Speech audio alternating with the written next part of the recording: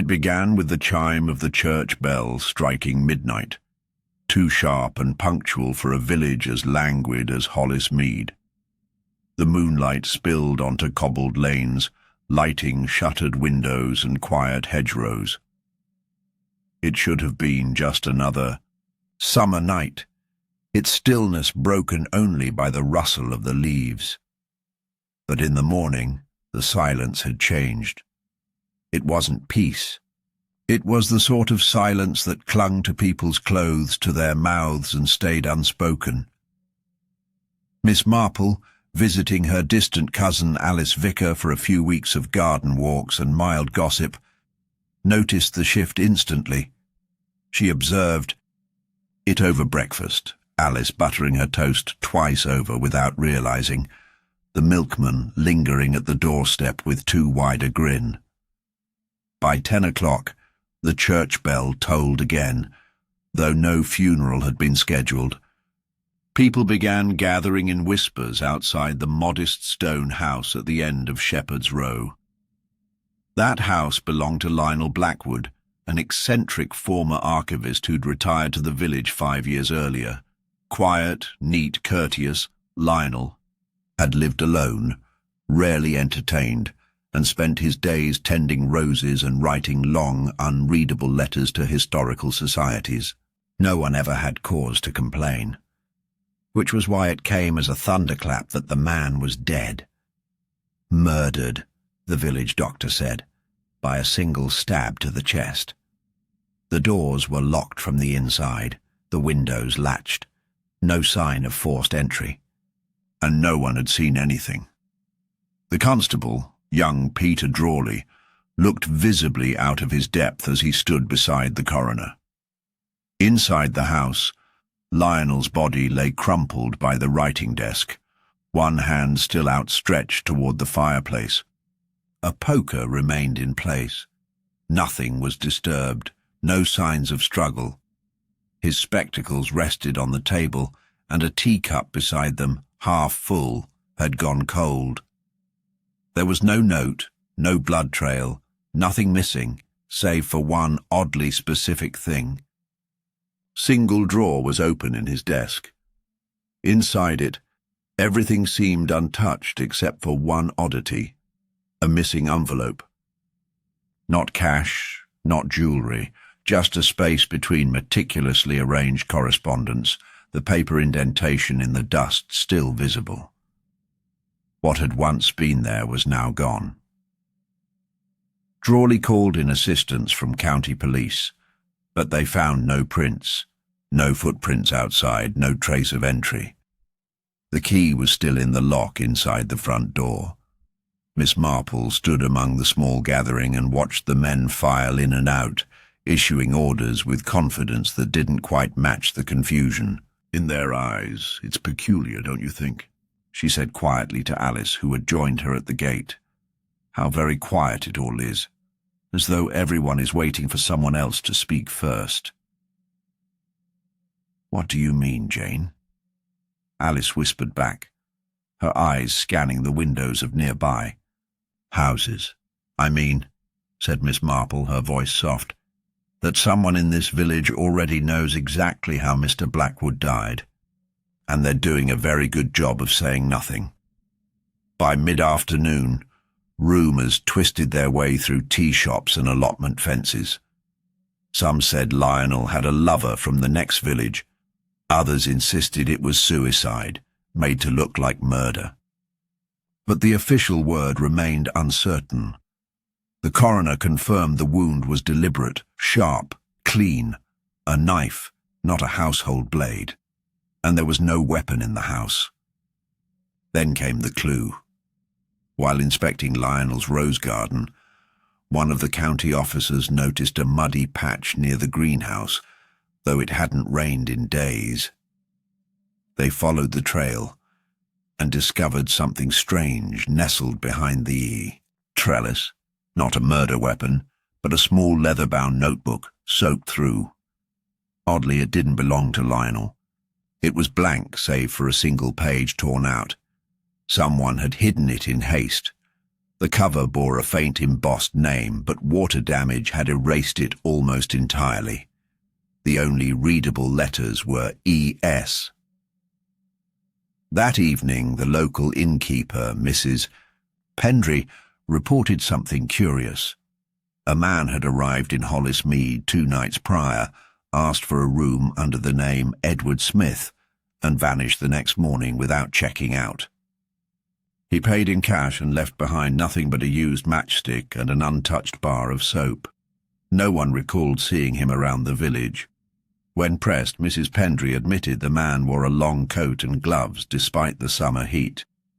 "Very polite," she added. "Too polite, if you ask me. It didn't sit right with Miss Marple. A man appears in a village where no strangers come, stays a night, and vanishes hours before a locked-room murder, and leaves behind no luggage, no receipts, and no memory of himself but a false name." That, she decided, was too neat to be coincidence. The tomb. Next morning, Miss Marple walked the path from the Blackwood house to the churchyard. She paused not at the fresh-turned soil awaiting Lionel's burial, but beside an older grave, one marked Ellen Sharman, 1874-1948. Something about the name stirred something in her mind. Back at Alice's house, she combed through the village, history books tucked away in the sitting-room shelf, and found what she'd half suspected. Ellen Sharman had been Lionel Blackwood's aunt, and once embroiled in a minor scandal involving forged letters during her time as a librarian in Norwich. Nothing was ever proven, but it meant Lionel's family had a history of secrets. When Miss Marple returned to the constable with her findings, he looked overwhelmed. "We've no proof this Edward Smith exists at all," he muttered, "and no evidence he entered that house." "That," Miss Marple replied gently, "is precisely the point. In a village where everyone sees everything, someone went to great lengths to go unseen."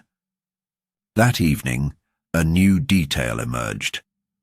Mrs. Callaway, a reclusive neighbour with a fondness for knitting by her bay window, admitted, after some coaxing, that she had seen someone walk toward the Blackwood house at 10:30, the night of the E.E. murder.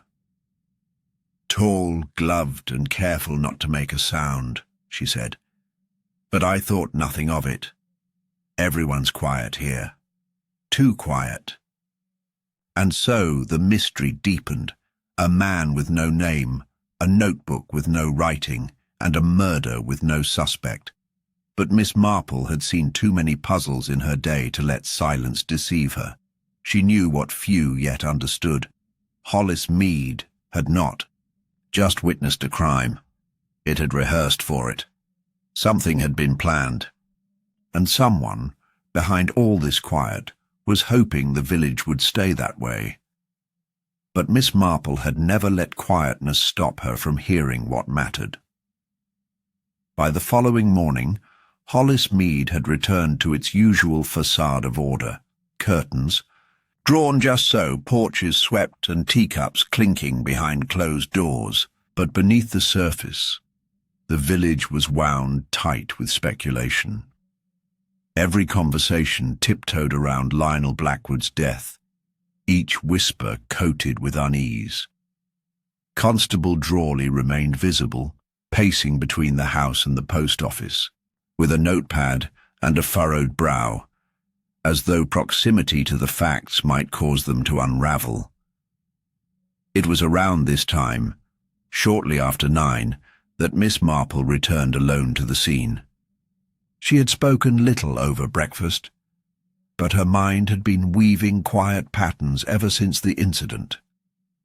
Alice had offered to accompany her, but Miss Marple declined, claiming she wanted to stretch her legs. In truth, she needed quiet. Not the silence of the village, that oppressive, knowing quiet, but the kind that allowed her thoughts to line up without interference. The front door was still locked and guarded, But Constable Drawley recognized her from the previous day and, with a respectful nod, allowed her inside under the condition she touched nothing. She promised, of course, but she would look, and looking was quite enough for Miss Marple. The Blackwood house had an unnerving cleanliness, the kind only a solitary man could maintain. Nothing was out of place on the mantel, the bookshelves, or the side tables. She noticed, however, the fire had not been used. Odd, considering the teacup beside the armchair suggested he had sat there shortly before death. Summer evening or not, Lionel had been fond of his fireside chair. The hearth was bare, no ash, no coals, just the grate. She leaned slightly closer. On the carpet below the edge of the fireplace was something nearly invisible, unless the light struck it just right. A short, pale strand of thread, almost translucent, no more than an inch long, and entirely out of place. Miss Marple bent gently, examined it without picking it up, and straightened with no visible reaction. But in her mind, she began to form a line between this thread, the poker left untouched, and the peculiar absence of soot in a room where Lionel had supposedly settled down for his tea. She returned her gaze to the writing desk. The missing envelope, its outline in the dust so precise it had clearly been removed recently, still nagged at her. Miss Marple observed the remaining envelopes again. All of them were letters addressed to Lionel from various institutions, museums, historical archives, and once from a woman in Sussex regarding a donation. But she noted something curious. Of the remaining letters, one bore a date 2 days prior, and the wax seal had been broken and resealed poorly, the tear barely concealed. A less observant person might miss the rough edge. She said nothing as Drawley entered behind her. He tried to appear busy, but clearly watched her closely. "Miss Marple," he said after a moment, "you've got quite the reputation. I don't suppose you've noticed anything odd?" "Oh," she said lightly, "I try not to rush into opinions. The most dangerous trap, Constable, is believing the first thing that seems true." Drawley frowned, uncertain how to respond, so he changed the subject. "We're having trouble finding this Edward Smith. There's no trace of him. I even checked with nearby stations. No one remembers him." "Of course not," she replied, glancing out the front window. "He didn't intend to be remembered." That afternoon, the vicar's wife held a small tea gathering under the pretense of normality. Several villagers attended, among them Miss Marple, Mrs. Callaway from across the lane, and a quiet young woman named Lucy Harrow, who had returned to the village after a stint working in London. The conversation inevitably found its way to Lionel's death. "I always thought him odd," Mrs. Callaway offered, adjusting the lace on her gloves. "Very secretive. No wonder someone wanted to hurt him. Those sorts always attract trouble." Lucy stirred her tea and said nothing, her eyes lowered. Miss Marple noted the way her fingers trembled slightly. Not out of fear, more like nerves. Held too tightly for too long. She asked Lucy gently about her time in London, and Lucy offered vague replies. But when asked if she'd ever spoken to Lionel, the young woman's answer was too quick. "No, never. He didn't talk to anyone." "Didn't he donate some books to the library just last month?" Miss Marple asked casually. Lucy looked startled, for a moment before recovering. "Yes. Well, not to me directly. I think he just left them at the counter." Miss Marple smiled kindly and let the conversation drift on, but something inside her had shifted. That same twitch of reaction, the instinctive flinch, was one she'd seen in young women who'd once tried to cover for others. Not guilt, not quite, but fear of saying the wrong thing. Later that day, Miss Marple returned to the vicarage garden and sat by herself on a bench overlooking the gravel walk. Her thoughts returned to that frayed thread, the resealed letter, and Lucy Harrow's sudden hesitance. Something connected them, not obviously but subtly, like a flaw in embroidery, invisible to anyone but a skilled eye. She reviewed what she knew. The man who called himself Edward Smith arrived unannounced and vanished just before the murder. The room where Lionel died was locked from the inside, the scene carefully undisturbed. A letter was taken, and in its place a thread left behind, white, thin, possibly from a glove or sleeve. A notebook hidden behind a trellis bore faint initials and no content, except for a torn page. Someone had taken great pains to erase their trace, and yet the village had reacted not with shock, but an almost collective restraint, as if they'd all agreed, silently, that certain questions shouldn't be asked too loudly. That night, as she walked home with Alice, Miss Marple glanced at the darkened windows of the Blackwood house. Somewhere in that stillness, she thought, someone believed they had committed a perfect crime. No struggle, no trail, a sealed room and a vanishing man. But they had forgotten one simple truth. People in villages like Hollis Mead talk. They always talk. The trick is knowing which silences carry more weight than words. And tomorrow Miss Marple intended to ask the kind of question that might loosen just one of those silences, because someone had lied. Not loudly, but precisely. And now she knew exactly where to begin. By mid-morning the next day, Miss Marple returned to the vicarage under the pretense of delivering a small jar of plum preserves to the vicar's wife. It was, in fact, a strategic visit. The vicar himself had long served as a gentle confidant to many in Hollis Mead. People came to him with their worries, their regrets, and occasionally their secrets. Miss Marple understood that in small villages, confession didn't always occur. In pews, it happened in passing comments, in sighs, in things not said as much as those uttered aloud. She found the vicar tending to his dahlias. After some polite conversation about soil composition, she delicately inquired whether anyone had spoken to him regarding Mr. Blackwood's death. The vicar, a thoughtful man with a slight stoop and a habit of fiddling with his spectacles, hesitated. "Well," he began slowly, "only what everyone else says. But you know, Miss Marple, when people speak freely about something tragic, it's often not what they say that matters. It's when they repeat themselves. That's where the lie begins to take shape." "Indeed," Miss Marple replied, her eyes narrowing slightly. "And has anyone been repeating themselves?" The vicar looked toward the village green. "Mrs. Callaway has now told me 3 times about the shadowy man she saw. Her descriptions grow more detailed with each telling.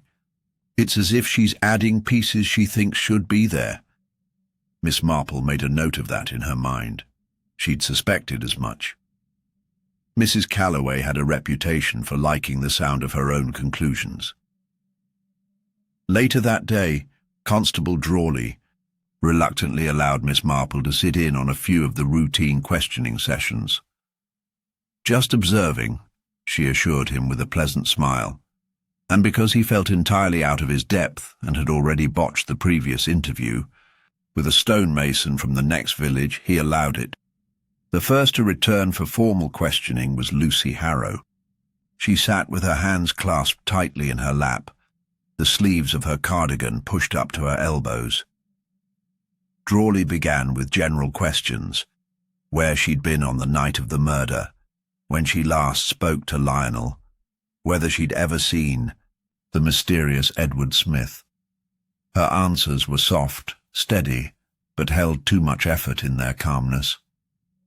She claimed she had spent the evening reading in her aunt's house, who was away visiting a cousin in Devon. When asked if anyone could confirm that, she simply said no one had come by, and her aunt would not return for another week. Then drawly asked again if she had ever spoken to Lionel Blackwood. Lucy shook her head. No, not really, just a greeting or two. He wasn't approachable. But Miss Marple leaned forward ever so slightly, eyes trained on the faint red crease on Lucy's wrist, a line not from clothing but something tighter. Gloves, perhaps, or a strap. "Did you visit the library yesterday, Miss Harrow?" Miss Marple asked sweetly. Lucy blinked. "No." "Why?" "Curious," Miss Marple said, "because the librarian mentioned someone matching your description returning, a book of rather niche local history. The very sort Mr. Blackwood often wrote to the Historical Society about." Lucy's pause was fractionally too long. "I must have dropped it off last week." Perhaps she got the days confused. Miss Marple let the comment pass, but it sat heavily in the air. Lucy's answers were smooth, too smooth, rehearsed but not polished. Next came Mrs. Callaway. She launched eagerly into her account, clearly relishing the attention. She had now added that the man she saw wore a hat, something she hadn't mentioned before. She also claimed he limped slightly, though Miss Marple recalled her previous tale had insisted he moved silently and fluidly. When questioned about the direction the man had come from, Mrs. Callaway vaguely gestured toward the north lane. "That's quite near your own garden path," Miss Marple noted. "Oh yes, I was trimming my azaleas. Couldn't sleep, you know, the moon was so bright. But earlier you said you saw him after 10. Isn't that rather late to be gardening?" Mrs. Callaway flinched. "Well, I might have been tidying up. I sometimes forget time." Constable Drawley scribbled dutifully, but Miss Marple saw what he missed. Mrs. Callaway wasn't lying to deceive. She was lying to remain relevant. She wanted to be part of the story. The final visit that afternoon came from Mrs. Pendry, the innkeeper. She was more cautious, less inclined toward speculation. Her details about Edward Smith remained consistent: arrived late, paid in cash, asked no questions. But one thing stood out. She mentioned he had inquired about post-collection times, specifically what time letters were picked up from the box on the corner of Chapel Lane. "Odd, don't you think?" she said. "He didn't leave a letter behind, at least not in his room." Miss Marple made a mental note of the letterbox. It wasn't far from the path to Blackwood's house, and the fact that he had asked, yet not used it, was telling. She left the station as the sky turned gold, her mind organizing the day's impressions like a deck of cards.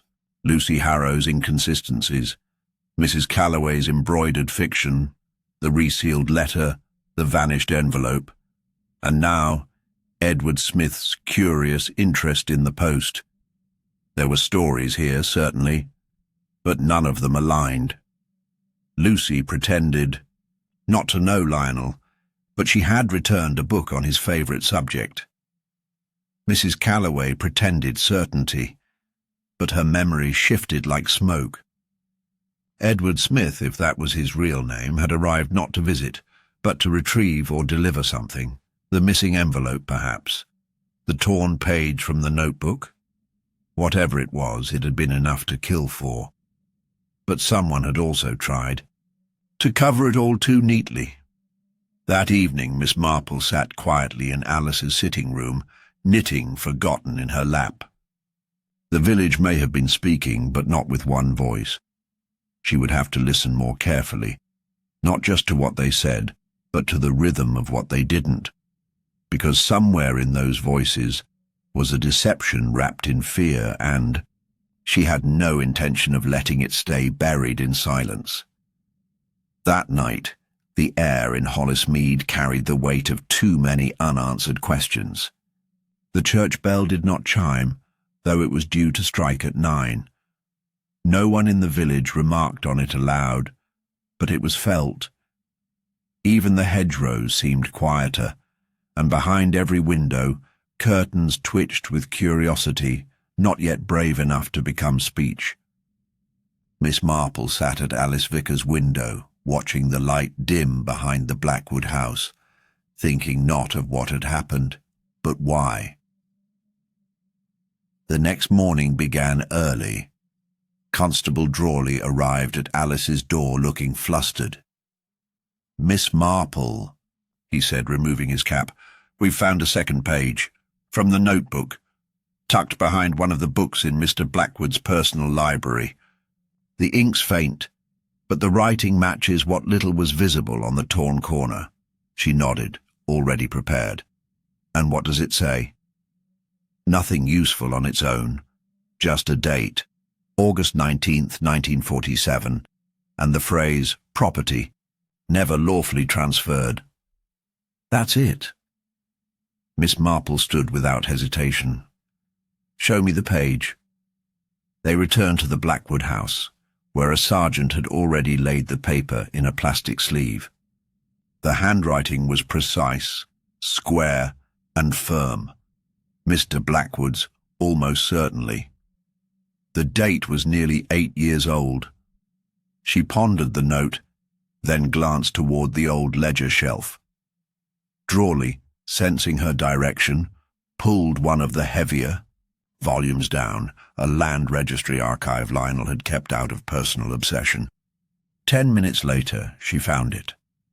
A notation, marked with a faded ribbon, referring to a parcel of land once held by the Sharman family, Lionel's mother's side. The record showed the land had been leased to a tenant in 1947 under a temporary grant. But the name of the lessee had been smudged by water damage. Only a few partial letters remained. "Use H. Lucy Harrow," Miss Marple said under her breath. The realization settled with disturbing clarity. There had been a connection, not just a quiet young woman with something to hide. She had family ties to the land Lionel never let go of. By midday, she was knocking on the modest front door of the Harrow cottage. Lucy answered, visibly weary. Miss Marple's presence didn't appear to surprise her.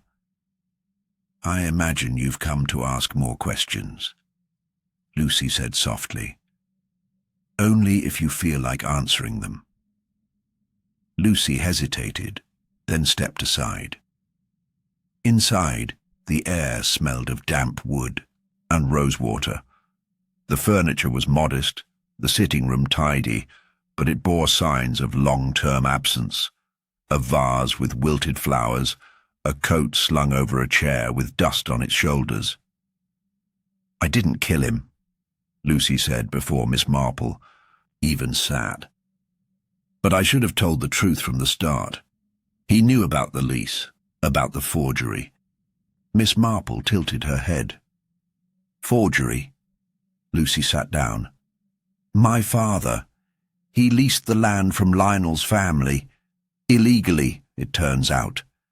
Something about the paperwork was never formalized. After my father died, my mother raised me here alone. When she passed, I stayed in London. I didn't want anything to do with the place, but last year I found the old deeds. Realized if I could prove tenancy through use, I might be able to claim it. That's when I came back. Quietly. I didn't want to cause trouble. I didn't even tell Lionel who I was, but he recognized you? Eventually. He came by once, never said anything directly, just stared. A month later, he wrote to a solicitor in Bath. I saw the envelope in his post pile. I knew it would ruin my chances. That's why I tried to retrieve the letter. That's why I went into his house the day before he died. I didn't kill him, Miss Marple, but I did lie about knowing him, about being in his house. Miss Marple regarded her closely. Then who else had something to lose if the truth about the land came out?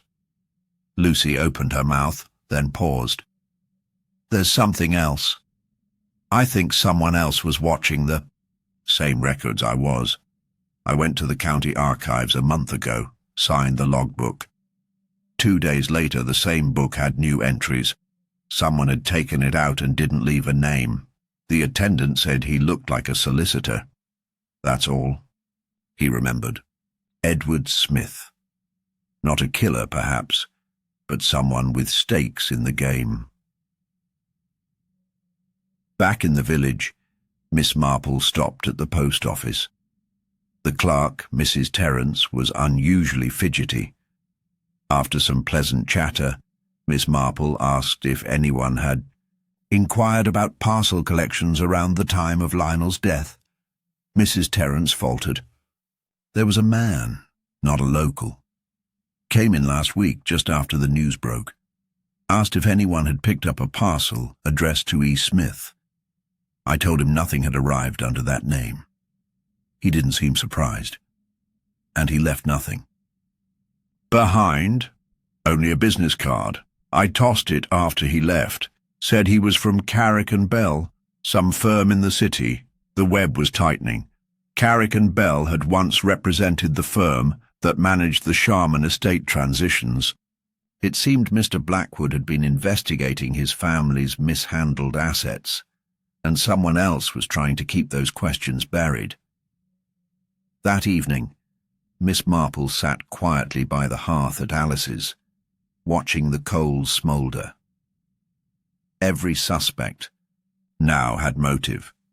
Lucy Harrow, desperate to secure what remained of her family's legacy. Edward Smith, if that was his real name, seeking to suppress or reclaim land through some legal slight. Mrs. Callaway, who had likely witnessed something, more than she let on, and perhaps had once benefited from the land lease without proper documentation.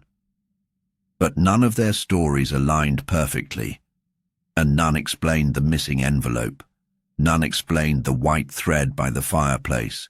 None explained why Lionel, a man known for meticulous solitude, would let someone close enough to stab him in the heart without a struggle. That was the contradiction. That was the fracture in the story. She thought again of the page in the notebook. Property never lawfully transferred. Lionel had discovered something. He had likely confronted someone. But if he'd sensed danger, why sit so calmly with a teacup in hand? Unless, of course, the person wasn't a stranger at all.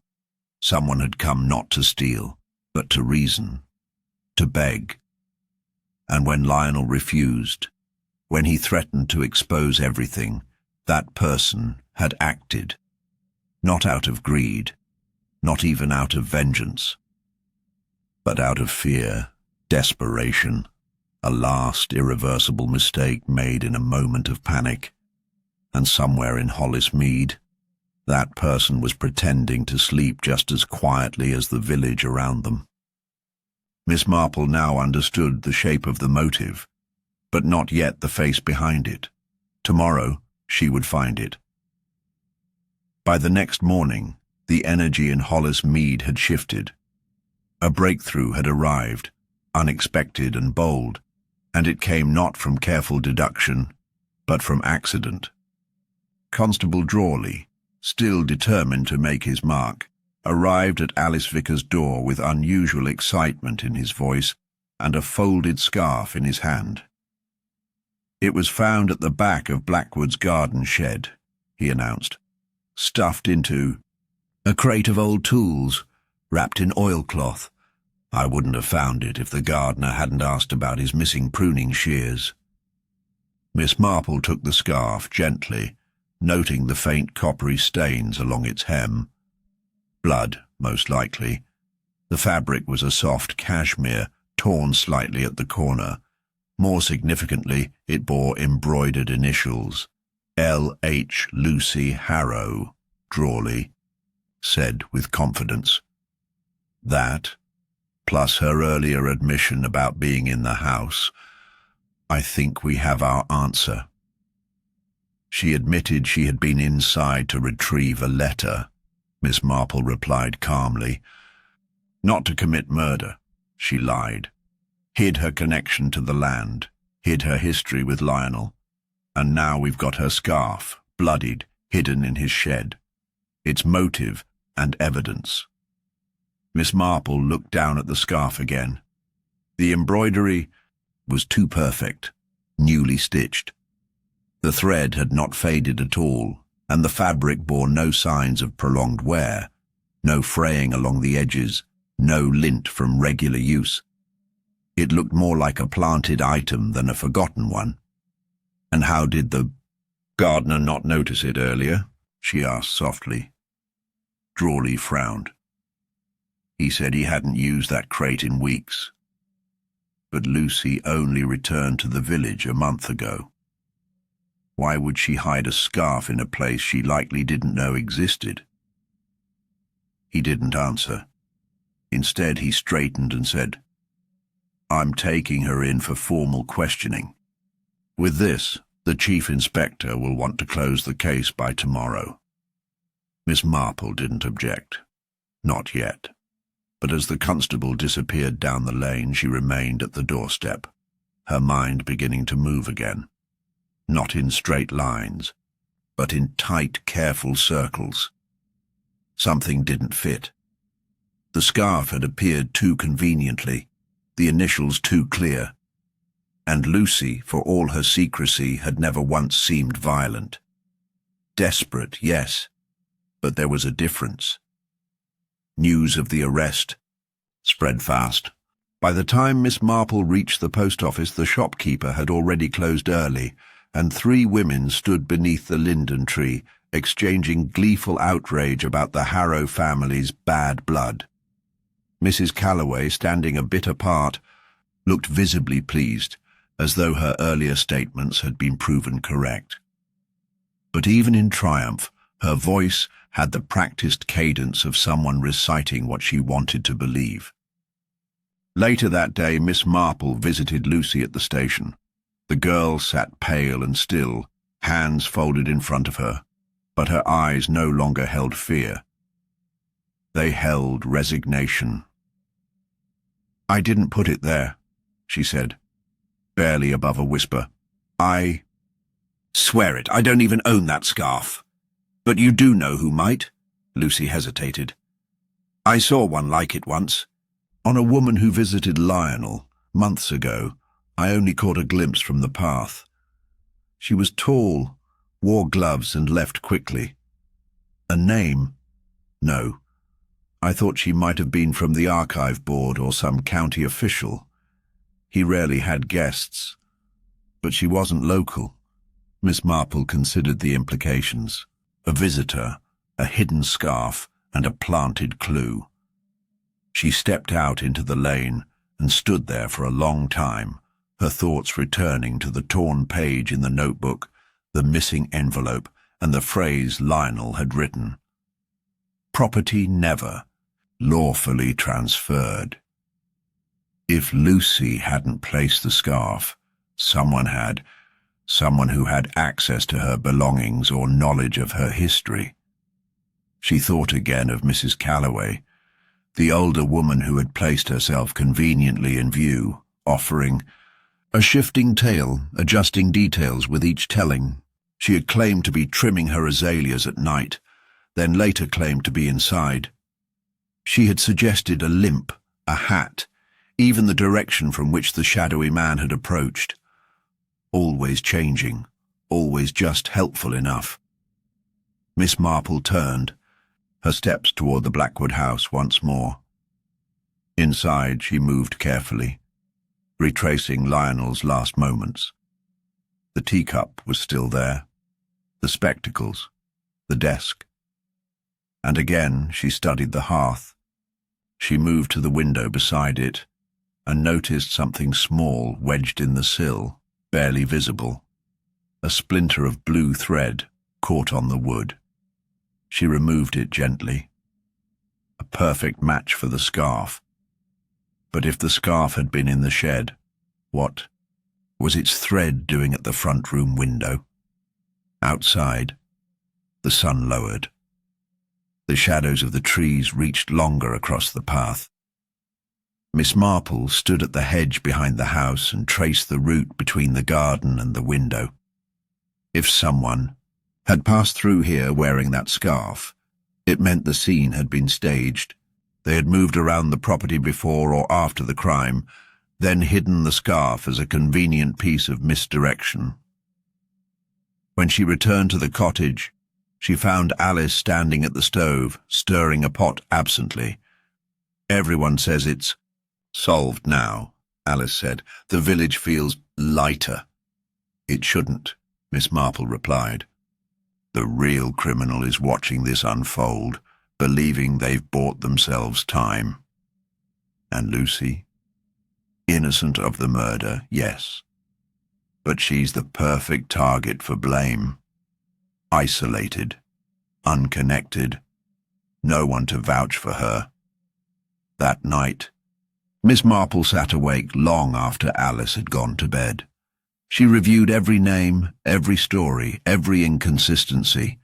Someone had watched this play out from the start, someone with a stake in the land, or the secrets it held, someone who had visited Lionel before, someone who had gone to great lengths to remain unnoticed but left small mistakes behind. A fresh thread, a shifting story, a detail too rehearsed. She set her knitting aside. Tomorrow she would make one final visit, not to a suspect, but to a record. Because now she knew what to look for. The real killer had hidden behind suggestion, behind the noise of a false victory. But Miss Marple had learned to listen for the quiet places in a lie, the parts that never needed to be told, and in that silence, the truth waited, still. By morning, a thin mist clung to the hedgerows of Hollis Mead, veiling the cottages and gardens in a soft haze that blurred edges and muffled sound. Miss Marple stepped carefully along the gravel path that led not to the police station nor to another round of questioning, but to the village archives housed in a quiet annex behind the church. It was rarely used, mostly dust and bound ledgers, older than the road markers. But today, Miss Marple didn't seek noise. She sought ghosts, of names, of land, and of loyalties no longer spoken aloud. Inside, she greeted Mr. Fowler, the mild-mannered caretaker of the archives, who had catalogued the village's centuries of births, deaths, sales, and scandals with monk-like devotion. "I'd like to see the land records again," she said, politely, particularly those concerning the Sharman holdings prior to 1947. Fowler squinted, then shuffled off into the back, reappearing with a stack of weathered ledgers. Miss Marple scanned the names quickly, skimming over tenant agreements and dispute notations. One name kept surfacing, not Lionel Blackwood, not Lucy Harrow's father, but a third figure, Walter Callaway. It was attached to footnotes, loan, arrangements, and a quiet incident from 1935 involving unpaid debts. She followed the thread further. Walter Callaway had been listed as a minor shareholder in a parcel of land transferred from the Sharman family after a legal dispute over inheritance. The dispute had been settled out of court, no formal record of why, but a note in Lionel's meticulous handwriting appeared in the margin of a newer ledger. Callaway's title was never solid. Misfiled claim bypassed scrutiny. Miss Marple sat back. The connection hadn't been between Lionel and Lucy alone. It extended to Mrs. Callaway, whose late husband had once tried to seize land by means that wouldn't hold under proper legal review. And Lionel, the archivist, would have discovered it, might have written about it, might have exposed it.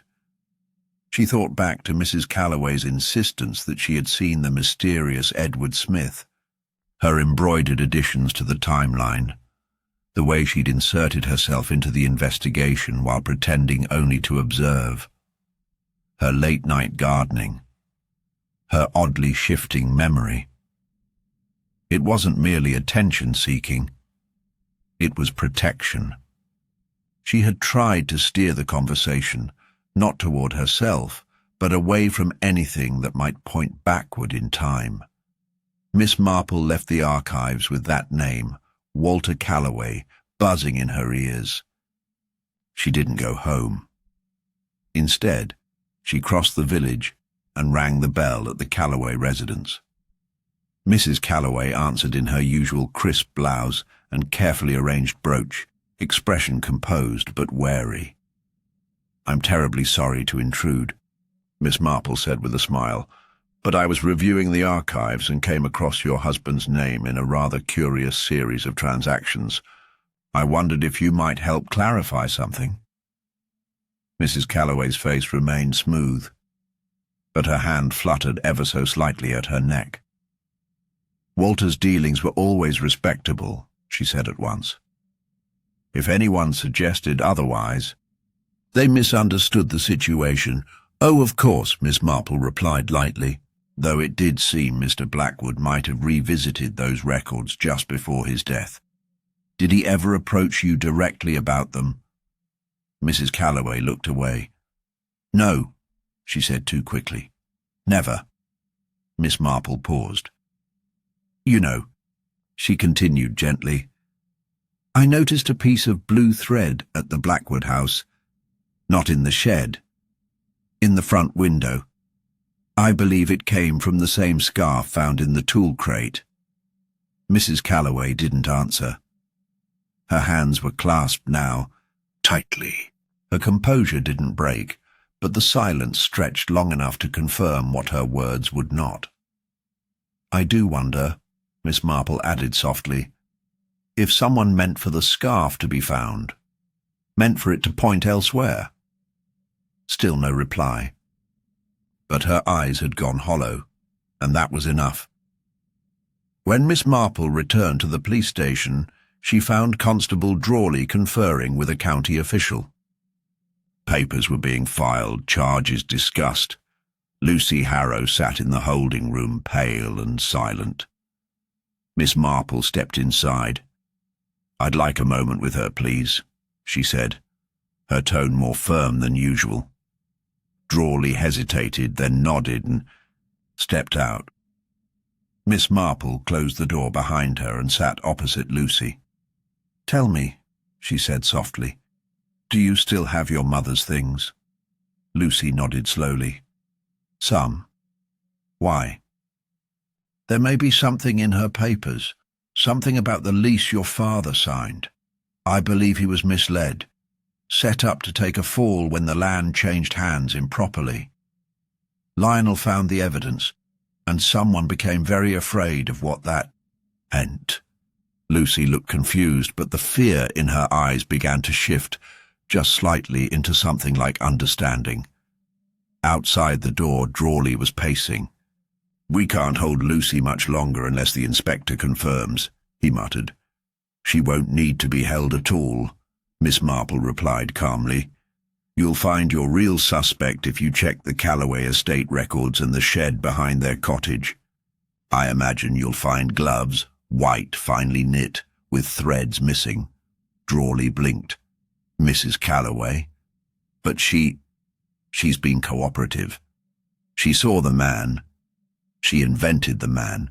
She needed the police looking forward, not back. That evening, a quiet constable followed Miss Marple's suggestion and retrieved a pair of gloves with a thumb unravelling.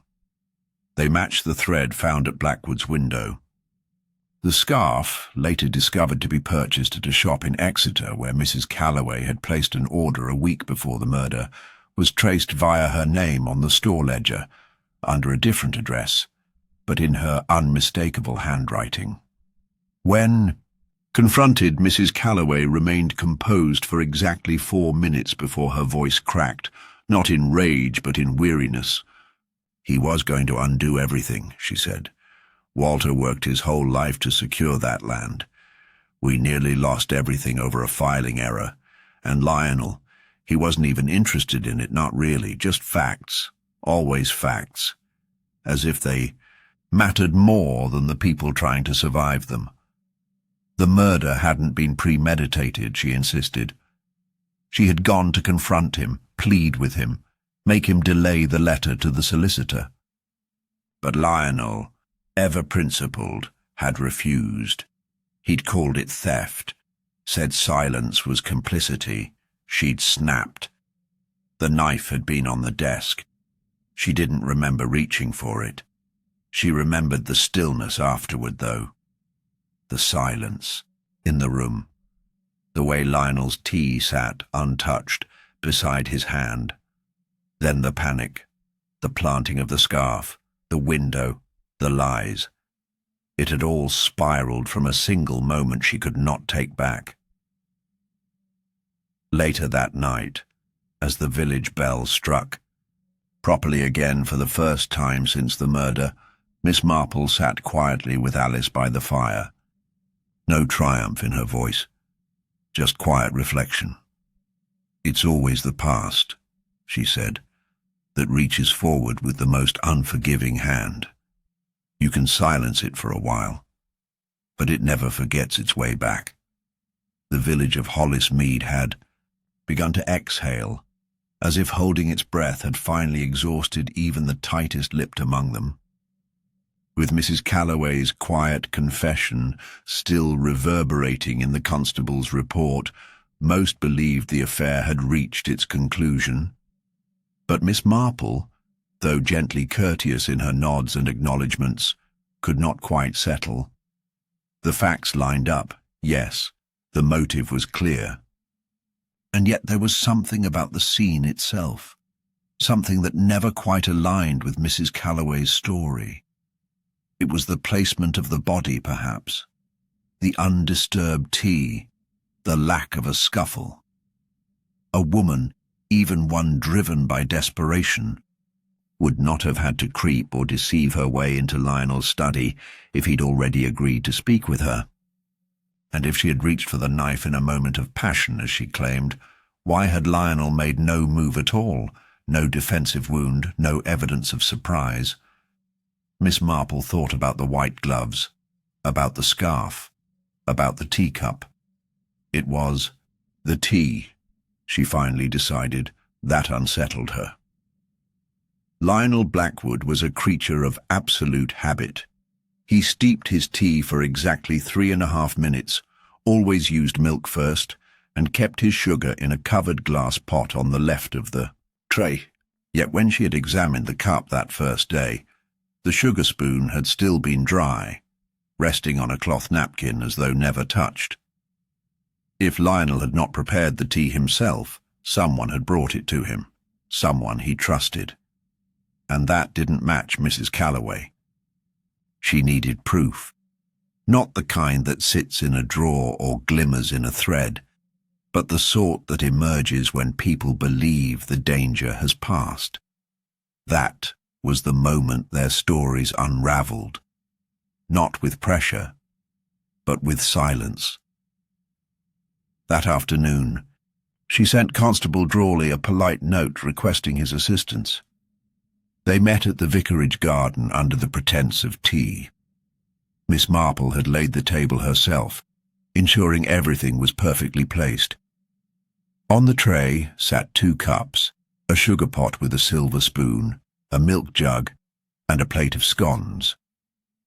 What stood out was the teacup itself, an older bone china set, faintly chipped, with a near-identical design to Lionel Blackwood's favoured cup. "I've asked someone to join us," she said to Drawley. "I'd like you to observe closely." Within 10 minutes their guest arrived. Mr. Fowler, the archive caretaker, stepped into the garden with his hat in hand, surprised to see the constable, but visibly pleased by the invitation. Miss Marple had long suspected Fowler to be a man more involved than he let on. Quiet, unassuming, but always near records, always aware of who visited the archives, always watching. "Do have a seat, Mr. Fowler," she said kindly. "I thought you might enjoy a bit of rest from all those dusty ledgers." He smiled, a touch awkward. "Very kind of you, Miss Marple." She poured tea precisely. Milk first. Past the sugar. She watched carefully as Fowler reached for the spoon, hesitated, and then used his fingers to pick up a sugar cube from the bowl, dropping it into his cup with a casual flick. "Interesting," she said gently. "Do you always take sugar that way?" Fowler blinked. "Pardon?" "Just habit, you know," she said, feigning a smile. "Most prefer the spoon, especially when it's placed so deliberately." "I suppose I don't think about it," he replied, shrugging. "And yet Mr. Blackwood did. Very particular about such things, Lionel. His cup, his sugar, always milk first." Fowler's smile faltered. Miss Marple continued, now with the calm certainty of someone winding a clock. "Of course, whoever prepared the tea for him on the day of his death used milk last, and didn't stir the sugar. Odd, don't you think? Almost as though it wasn't for Lionel at all, or prepared by someone unfamiliar with his routine." Fowler's jaw tightened. "Are you suggesting—" "I'm observing.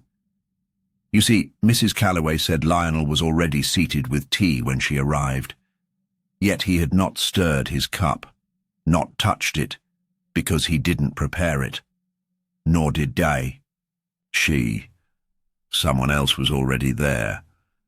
And that person knew enough to lace the tea, but not enough to know he never added sugar by hand."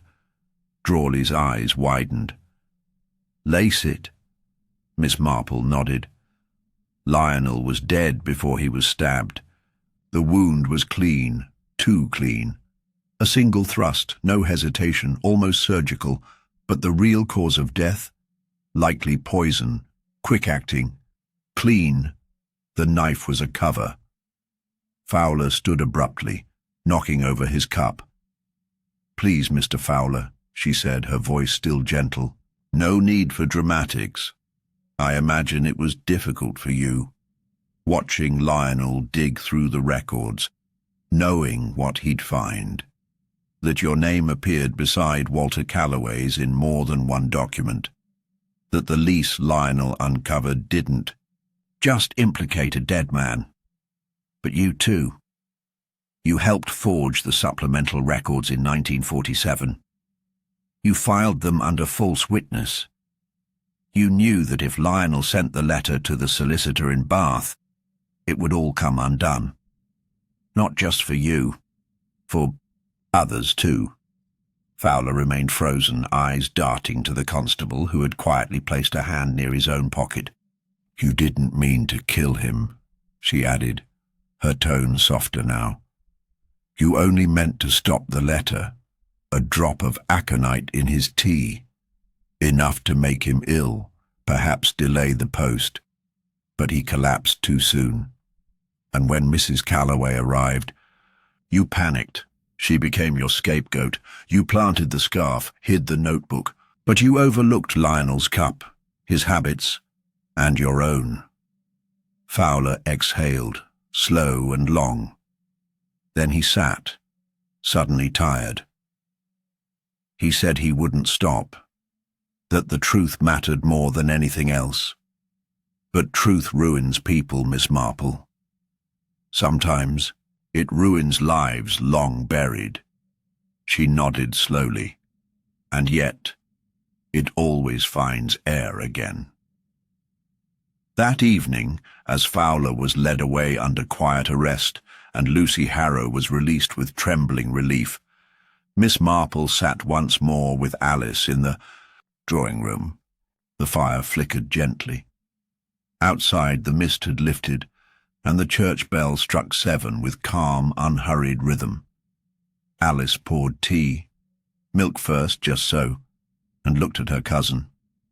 "You always notice the strangest things," she said fondly.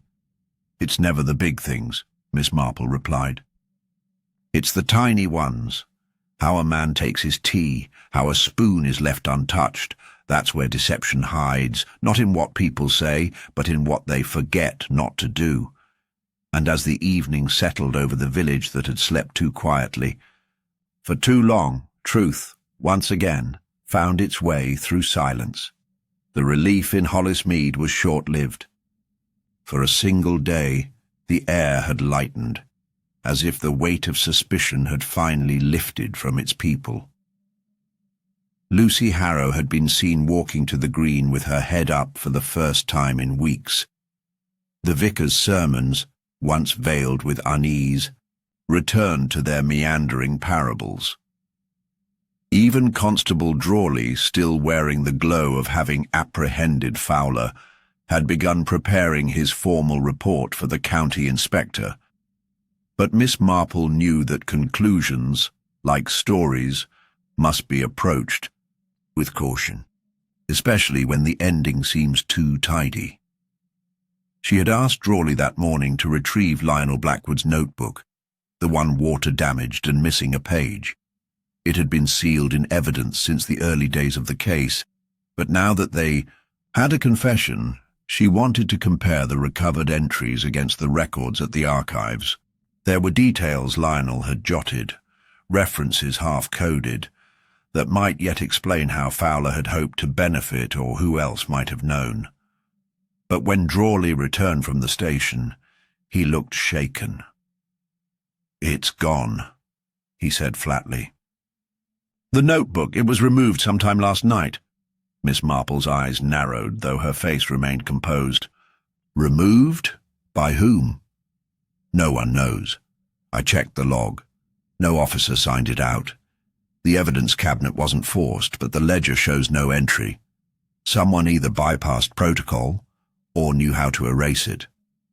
And the keys? Only Sergeant Fielding and I have copies, and Fielding's been on leave since Wednesday."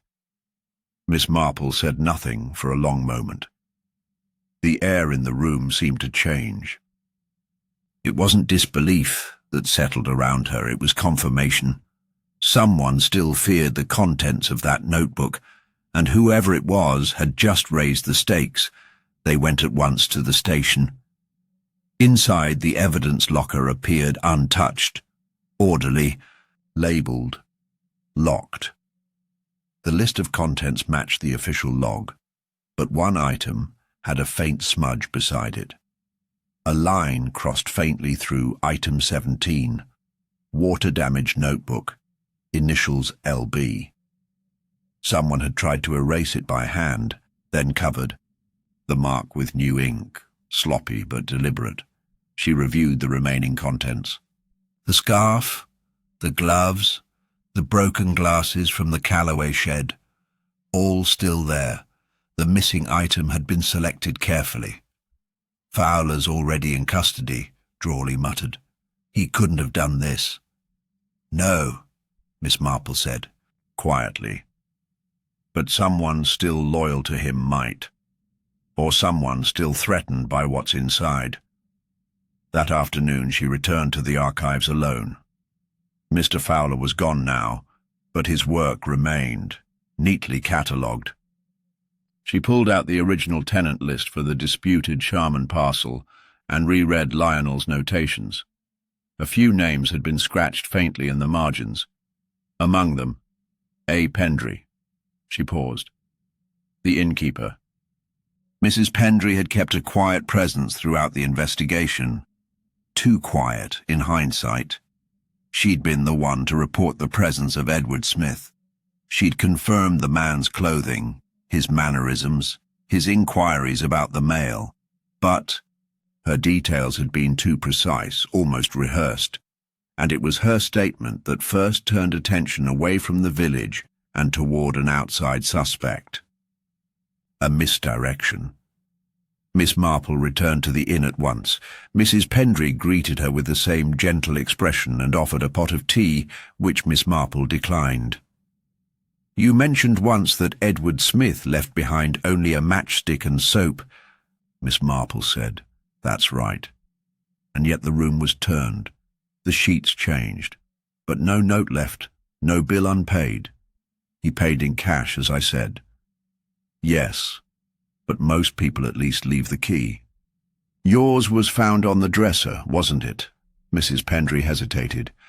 "Yes, he must have slipped it through before leaving." Miss Marple offered a small smile. "The police said it was in the door, locked from the inside." Mrs. Pendry's face remained composed, but her hands, folded on the table, tightened. "I may have misremembered." "I think you remembered quite well," Miss Marple said gently. "I think you knew precisely what was said in the report, and what you needed to confirm." Mrs. Pendry didn't respond, but the atmosphere shifted. "I went back through the Sharman records this morning," Miss Marple continued. "Your husband's name appeared in a contested land use claim, 1951, quietly dismissed, but Lionel Blackwood, in his meticulous way, had logged it. You had more than passing reason to fear that notebook." Mrs. Pendry's voice was low now. "You think I stole it?" "I think someone loyal to Fowler did. Someone with something to lose. Perhaps someone who once depended on those false records for their livelihood, and someone who would rather erase the past than see it exposed. I had nothing to do with his death." "No," Miss Marple said softly, "but you had everything to do with what came after. You turned suspicion away from the village. You painted a stranger.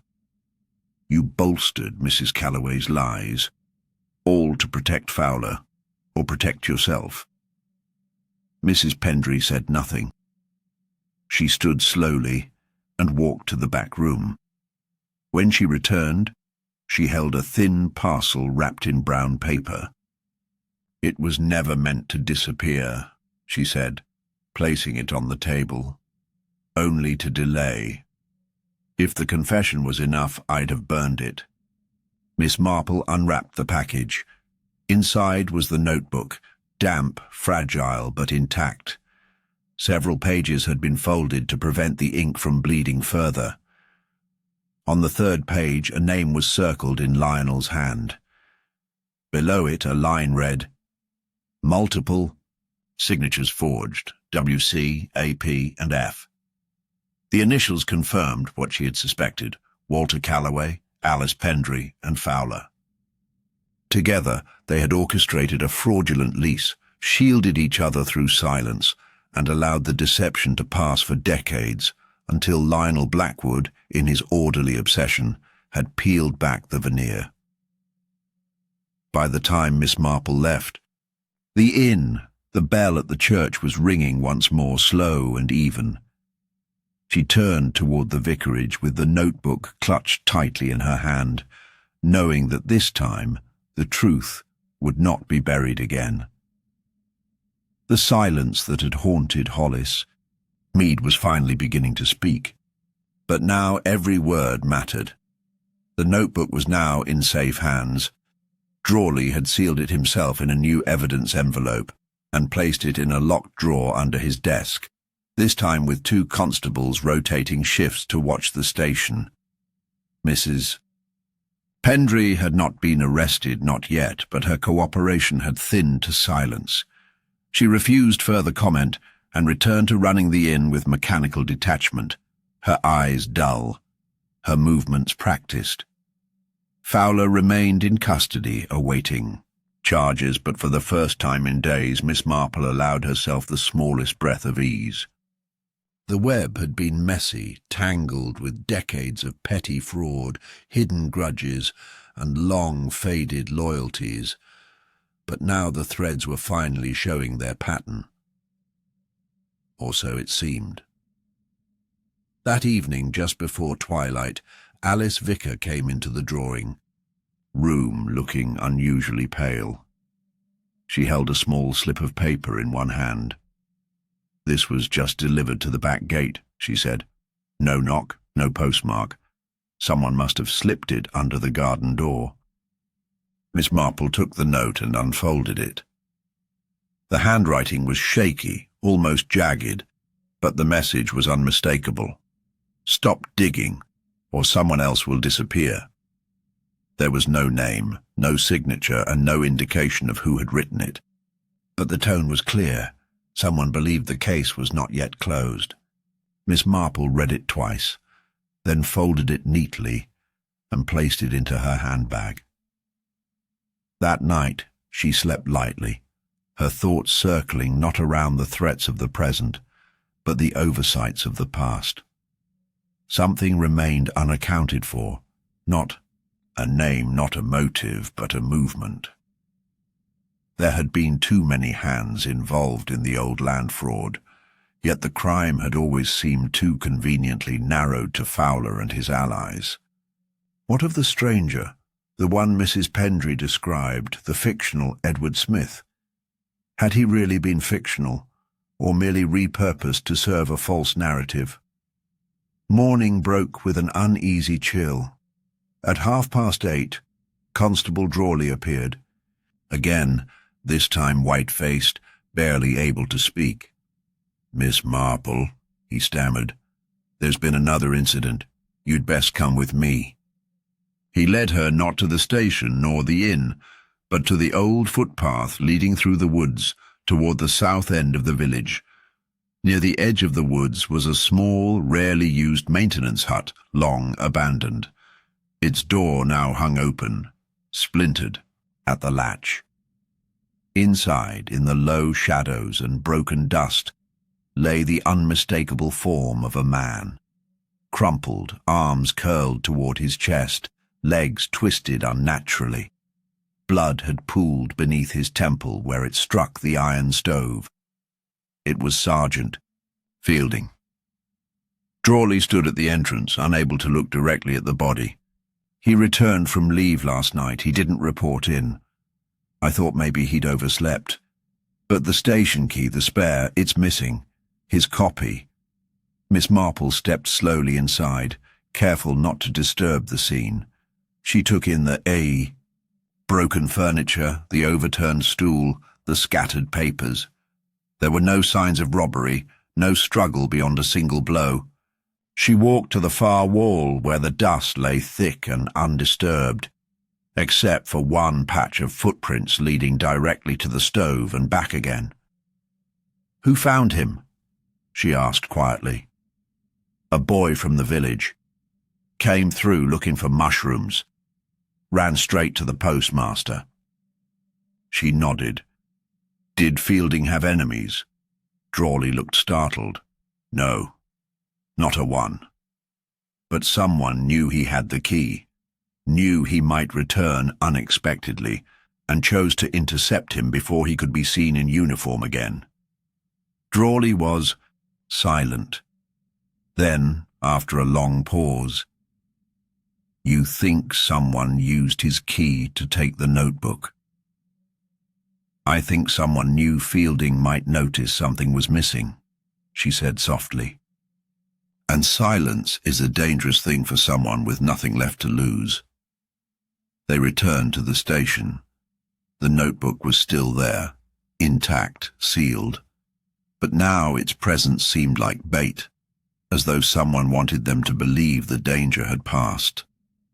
Miss Marple requested access to Fielding's station records. They found his logbook in the back room, where he had documented his duties before going on leave. On the last page, written faintly in pencil, "Pendry may not be acting alone. Track deliveries. Note warehouse." She tapped the page. "Did Sergeant Fielding investigate any storage facilities nearby?" Drawley frowned. "Only one within the parish, old grain warehouse on the River Road. Hasn't been used in years. We should go." The warehouse stood hunched at the river's edge, its roof caved in places, its doors chained with a rusted padlock. Drawley broke it easily. Inside, the floor was cluttered with discarded furniture and crates, but one corner had been swept clean recently. A camp stool, an ashtray, and a lantern, and behind a false panel in the floor, they found a canvas satchel containing forged legal documents, maps of old land boundaries, and a passport in the name of Edward Smith. The photo was not Fowler's, not Fielding's, and not Mrs. Pendry's. It was a face neither of them recognized. A man perhaps in his 40s, clean-shaven, ordinary. A ghost with a forged name and no origin. Miss Marple's voice was quiet. The forger, the one who made it all possible, the one Fowler never named, Drawley, stared at the photo. He's still out there. And now he's protecting himself. Not the Calloways, not the Pendrys, just himself. As they left the warehouse, the river whispered nearby, low and constant. Miss Marple stood on the bridge a moment longer, her eyes fixed on the water as though reading the current. They had solved the first crime, unmasked the first killer, but they had only uncovered the surface of something deeper, something older than the village gossip and more dangerous than the land dispute ever suggested. Now a man was dead, not out of guilt or desperation, but cold efficiency. And someone was still moving in the shadows of Hollis Mead, waiting for the next silence to slip into. Miss Marple tightened her shawl and turned back toward the village. The game had changed. The villain had not fled, they had simply taken off their mask. And somewhere behind a quiet window they were watching, planning, ready to strike again. Rain had started to fall by the time Miss Marple returned to the vicarage. It came in fine sheets, soft enough to blur the windows but steady enough to press. The village under a damp hush. She sat in the drawing-room alone, her hands folded gently in her lap, and listened, not to the wind, but to the movement in her memory. Every word, every glance, every object observed over the past weeks began to flicker in her mind like cards rearranging themselves into a proper deck. She recalled Lionel Blackwood's untouched tea, Sergeant Fielding's faint pencil note, track, deliveries, note, warehouse, the forged passport, the vanishing evidence, each one a thread too slender to follow alone. But now, under the rhythm of falling rain, they began to entwine. It was the word deliveries that lingered now. No one in Hollis Mead spoke of deliveries. It was a self-sufficient village. Bread from the baker, milk from the farm. But someone had come and gone without raising alarm. Edward Smith, the man who didn't exist, a man who left no luggage and signed no records. A man with the ability to bypass locks and vanish with crucial documents in hand. And he had likely not come by train, not through the front. Miss Marple stood and crossed to the corner of the room where a well-worn village map hung on the wall. She traced her finger from Lionel's house to the old grain warehouse by the river. Then east, following the road that curved behind the mill toward the edge of the parish. And there, in barely visible lettering, was a narrow track that connected the abandoned canal route to the storage yard. It would allow someone to enter and leave Hollis Mead without being seen from the center of the village. She thought again of the scarf, not Lucy's, not Fowler's, but introduced after the murder, of the tea misprepared, of the fire that had not been lit in Lionel's grate. And then one other detail returned to her. Something said not by a suspect, but by Alice. Weeks ago at the beginning. "There's no excitement in this place, Jane. Nothing ever changes. Why, even the Pendry's dog barks at the same hour every night, unless it rains." Miss Marple turned away from the map. The dog. She hadn't heard it bark in the last 2 nights. She fetched her coat, left the vicarage with no word, and made her way through the wet streets to the Pendry Inn. Mrs. Pendry answered the door with weary eyes and a pale face. "I won't waste your time," Miss Marple said. "I need to see the cellar." Mrs. Pendry looked as if she might refuse, but something in Miss Marple's tone, calm, assured, without room for negotiation, broke through her resistance. She stepped back. They descended into the stone-walled cellar, where casks and crates lined the damp floor. The smell of mould and old beer clung to the air. Miss Marple walked slowly, scanning the floor, the corners, the ceiling. She paused beneath the far shelf, where the floor was scuffed and a panel in the wall, an old coal chute, had been blocked by a board that didn't match the rest. She knelt and tapped it. Hollow, recently placed. She removed it. Behind it was a crawl space, and within, the remnants of torn packaging paper, mud-crusted boots, and an iron key. The boots were unfamiliar, large, thick-soled, not village shoes, and the paper bore markings from a courier service that did not deliver locally. She turned to Mrs. Pendry, who now looked ashen. "I didn't know at first," the innkeeper whispered. "He came once, asked to use the cellar, said it was just a quiet job, that no one would know. By the time I understood what he was doing, I couldn't stop him. He said if I talked, they'd make it look like I'd helped." Miss Marple's voice was soft. "They already made it look that way. I didn't know about Fielding. I swear I didn't." "I believe you," Miss Marple said, "but you must tell the constable everything now. Where the man came from, what he said, what he took." Later that evening, Drawley sat with her, in the kitchen of the station house as the rain thickened and thunder rolled faintly over the fields. "We ran the serial number on the courier wrapping," he said. "It was addressed to an alias, another forgery. But the item inside was a stamp press, used to replicate archive seals. That's how they made the forged documents look official. And the boots? Too large for Fowler, too new for the others. We think he was here twice, once before the murder and once after. Came through the canal trail.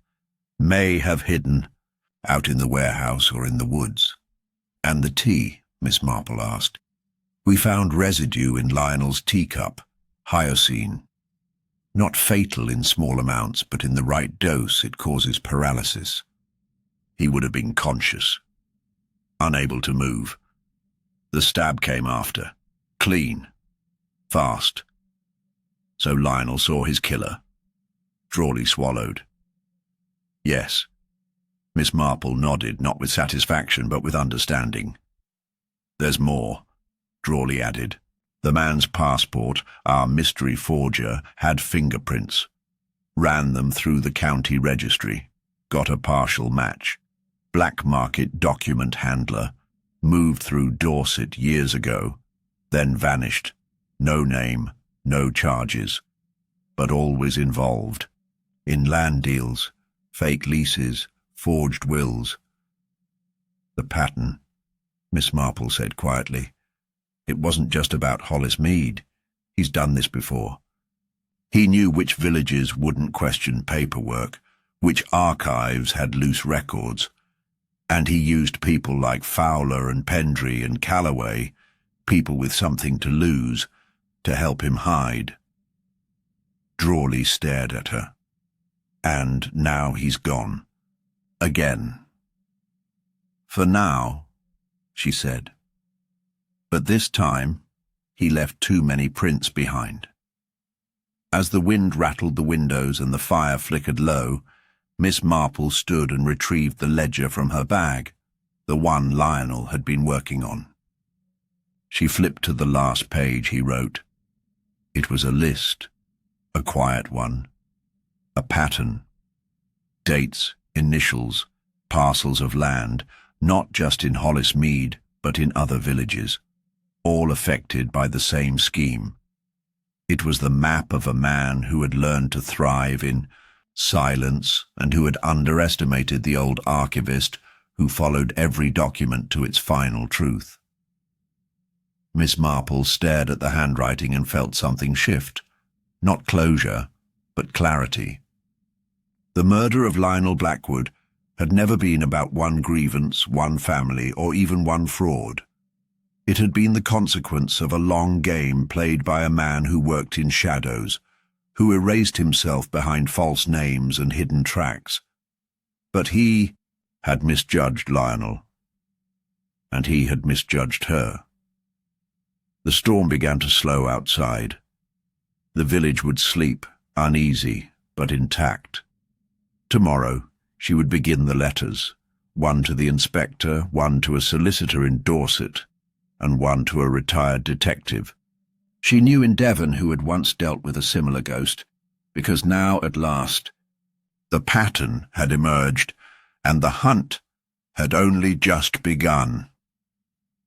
The rain had thinned to a light drizzle by the following morning, but the village still carried a strange weight, as though Hollis Mead were waiting for something to end that hadn't quite begun. Miss Marple stood by the churchyard path, watching the mist drift low across the stones, her eyes not on the graves, but on the narrow strip of trees that bordered the canal path.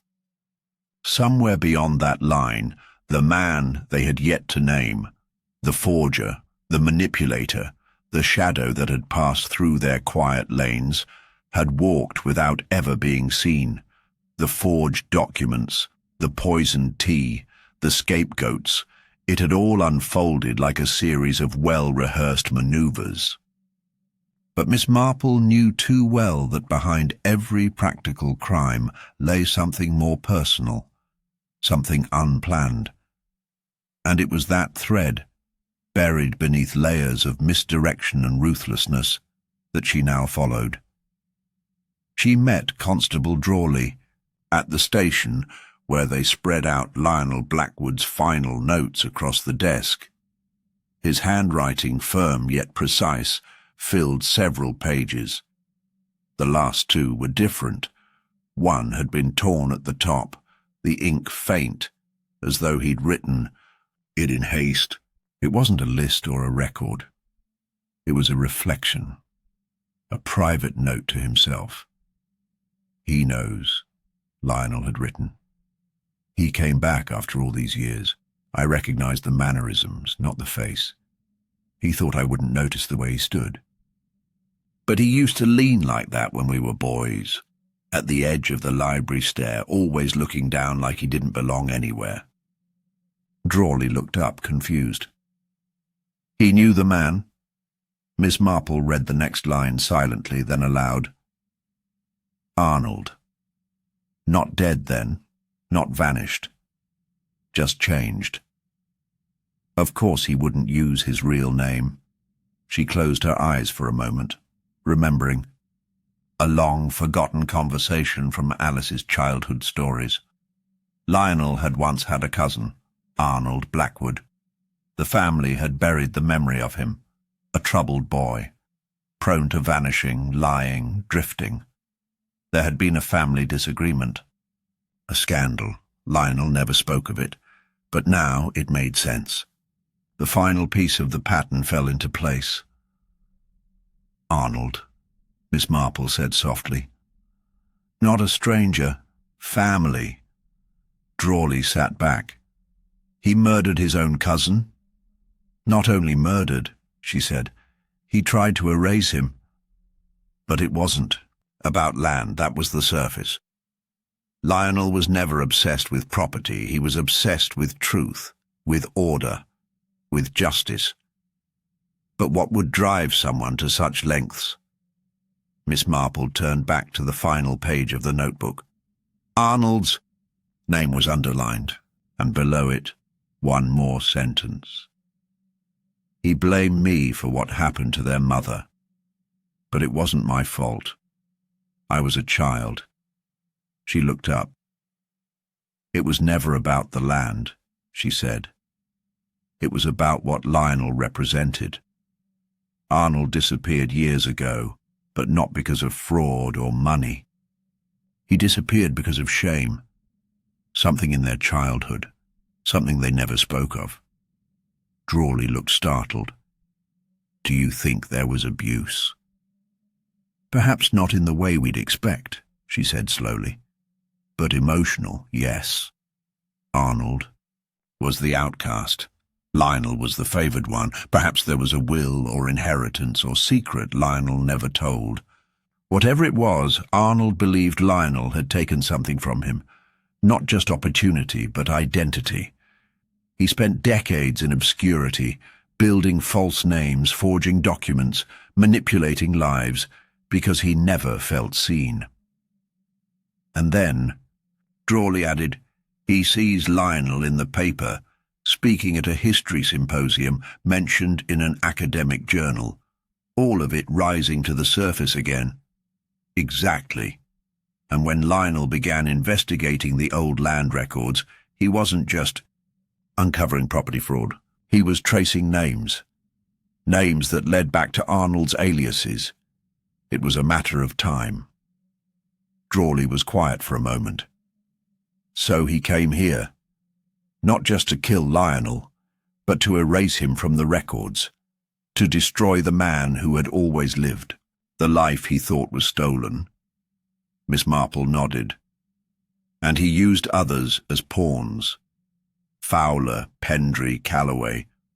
All people with secrets to protect. People who could be manipulated by someone promising silence. But Arnold didn't care about them. He only cared about silencing Lionel, finally, completely. They sat in the hush of the small station room, the weight of that final motive hanging between them. Psychological, she added after a long silence, deep-rooted. A crime not of greed or desperation, but of identity. He didn't want money. He wanted Lionel's place in the world. Drawley leaned forward. And now? He's out there, she said. But we know his face now, or close enough. We have his aliases, his method, his habits. He will resurface. He can't help himself. That evening, Miss Marple returned to Alice's home and took out her writing set. She penned a detailed letter to a solicitor in Wiltshire who had once handled an unusual case involving dual identities. Another to a retired Scotland Yard inspector who kept files on document forgery rings. And one final letter, this one, to a woman in Yorkshire who had known Arnold Blackwood's mother. She suspected the story wasn't finished yet, not truly, and to understand Arnold, she would need to understand the childhood that shaped him. As the sky darkened, Alice brought in tea, careful not to disturb the quiet. "Is it done?" she asked, gently. Miss Marple sipped her tea before replying. "Not quite. The murder is solved. But the man who committed it, he still lives in the hollow places of other people's stories." Alice frowned. "You think he'll come back?" "I think," Miss Marple said, her voice calm and certain, "he never really left. He's always been trying to rewrite the past. And people who do that rarely stop until they believe they've won. Outside the rain had stopped, but the clouds still hung low. The bells of the village church chimed once, slow and deep, echoing across the lanes. Somewhere, behind a curtain or a hedge, perhaps even beyond the next town, Arnold Blackwood was listening for silence again. But now, the village knew. Now, the truth had a voice. The following day brought with it a false peace. Hollis Mead appeared, to settle, as it always did, into the rhythms of quiet life. Children passed the bakery on bicycles. The bell at the chapel struck each hour without falter. Yet beneath the surface, something coiled tighter with each tick of the clock. Miss Marple felt it in the glances exchanged at the post office, in the way Alice paused too long at the garden gate, and in the way Constable Drawley's jaw clenched. As he read the morning report, nothing had stirred. No sighting, no letters, no sign. But that, she knew, was the sign. Arnold Blackwood was a man who had built his life on staying unseen. He did not vanish when pursued. He slowed down, waited. Let the others tire themselves until he became a shadow in their memory. This time, though, Miss Marple had one advantage. He believed he'd already won. She met Drawley in the back room of the station. On the table was a telegram she had arranged to be sent 2 days earlier, now delivered with deliberate visibility to the Pendry Inn. To L. Hunter. Historical Property Review. Board subject, Blackwood Letters. Content, original documents reconciled with ledger notations. Connection confirmed between A.B. and unresolved Sharman estate inquiries. Full records to be presented to solicitor Thursday. At 10 a.m. Request presence for legal attestation. J. Marple, Hollis Mead. It was a lie, but a very particular one. Not wild enough to seem bait, not public enough to be theatrical, just quiet enough that it could be intercepted. And she ensured it was, by slipping it, in duplicate, into the inn's outgoing mail slot. Mrs. Pendry wouldn't tamper again, not after what had passed, but someone watching her movements might. By Thursday morning the rain had returned, but Miss Marple still walked the length of the lane alone, cloaked tight at the collar, carrying with her a small black folio. The village solicitor had been informed of the ruse and asked to remain away from his office until late afternoon. His door remained locked, curtains drawn, and Miss Marple let herself in at 9:45 and waited. The folio sat closed on the desk in front of her. It contained only blank pages. 10 minutes passed, then 20. At 10:23, the bell above the solicitor's door rang faintly. The latch clicked. He entered with no attempt at pretense. Coat soaked, hair matted by rain, collar up, not disguising himself now, but walking with purpose, like a man returning to claim what he had once owned. Arnold Blackwood looked older than Lionel's notes described. Gaunt, sharp-featured, with eyes that carried no warmth. He closed the door behind him and stood for a moment, dripping quietly onto the mat. "I expected someone younger," he said flatly. "I expected someone cleverer," Miss Marple replied. He studied her but did not speak. "I imagine you're here for the ledger," she continued, "or perhaps for the folio on the desk. You must be exhausted. Keeping track of so many names, places, identities, one can only run for so long." His eyes narrowed slightly. "You don't know what this is about." "I believe I do," she said softly. "It isn't about the land. It isn't even about Lionel. It's about a version of yourself you've been trying to destroy for decades. One that began here, in Hollis Mead, in a house that didn't love you." He didn't move. But something behind his eyes shifted, a flicker of heat beneath the glass. "I know about the inheritance," she continued. "The way your mother's will was altered. The way Lionel's father ensured you were written out. It wasn't about worth, was it? It was about control. Lionel was the orderly one. You were the mess." Arnold exhaled slowly. "He took everything." "No," she said. "He accepted what was offered. You disappeared. You forged lives. You forged people. But Lionel remembered you.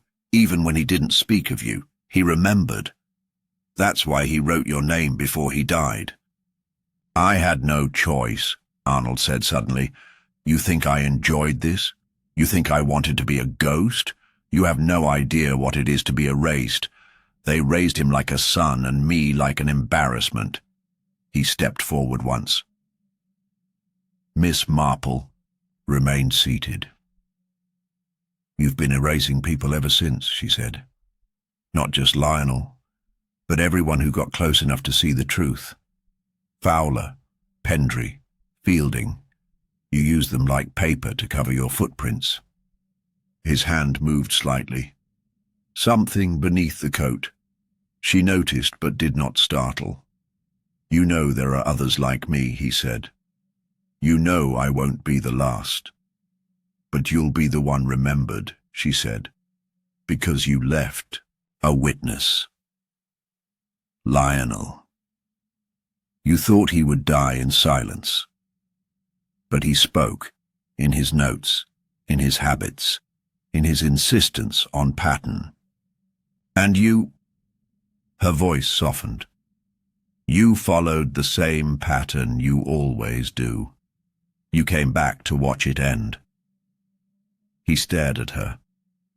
Then, slowly, his hand moved again, this time to the satchel beneath his coat. Not a weapon, but a match too. The folio, identical. He placed it on the desk with deliberate calm and opened it. Inside were the real papers. Every one of them. "Then take it," he said. "No need," said Drawley from the doorway. He had entered silently. 2 more constables stood behind him. Arnold did not move. He simply sat down in the nearest chair and folded his hands as though the entire act had run its course. "You'll never understand it," he said quietly. "What it's like to be invisible in a place that pretends to see everything." Miss Marple looked at him a long moment. "I think I do," she said, but she didn't offer comfort. "Some wounds fester, not from the world's cruelty, but from a refusal to heal." And Arnold Blackwood had not sought justice. He had only sought to reverse time. As they led him out into the rain, the village bell rang faintly behind them, and this time Hollis Mead heard it. The village breathed.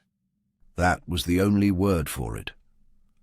As Arnold Blackwood was taken away through the misted lanes of Hollis Mead, escorted by quiet constables, doors creaked open. Curtains lifted.